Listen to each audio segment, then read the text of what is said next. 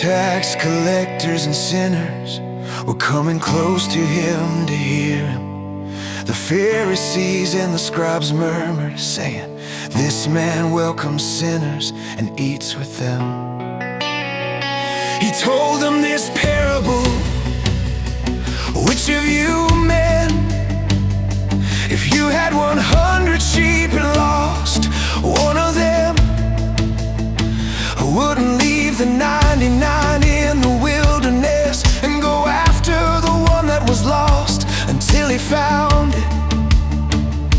When he has found it, he carries it on his shoulders, rejoicing. When he comes home, he calls together his friends and his neighbors, saying to them, 'Rejoice with me, for I have found my sheep which was lost.' I tell you that even so, there will be more joy in heaven over one sinner who repents than over 99 righteous people who need no repentance. Oh, what a woman if she had 10 drachma coins. If she lost 1 drachma coin, wouldn't light a lamp, sweep the house, and seek diligently until she found it. When she has found it, she calls together her friends and neighbors, saying, 'Rejoice with me, for I have found the drachma which I had lost.' Even so, I tell you, there is joy in the presence of the angels of God over one sinner repenting. He said a certain man had 2 sons. The younger of them said to his father, 'Father, give me my share of your property.' So he divided his livelihood between them. Not many days after, the younger son gathered all of this together and traveled into a far country. There he wasted his property with riotous living. When he had spent all of it, there arose a severe famine in that country, and he began to be in need. He went and joined himself to one of the citizens of that country, and he sent him into his fields to feed pigs.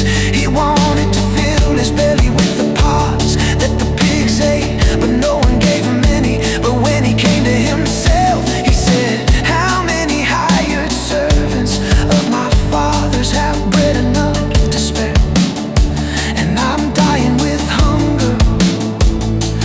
I will get up and go to my father, and will tell him, Father, I have sinned against heaven and in your sight. I am no more worthy to be called your son. Make me as one of your hired servants.'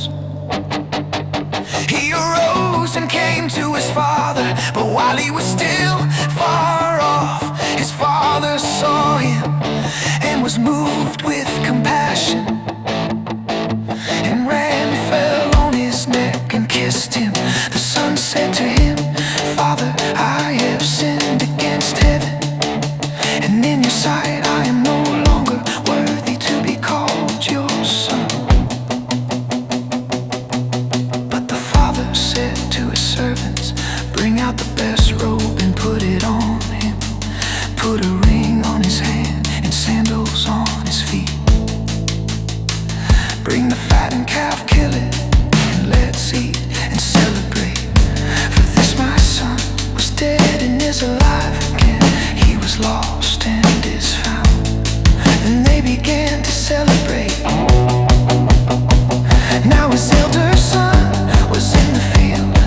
As he came near to the house,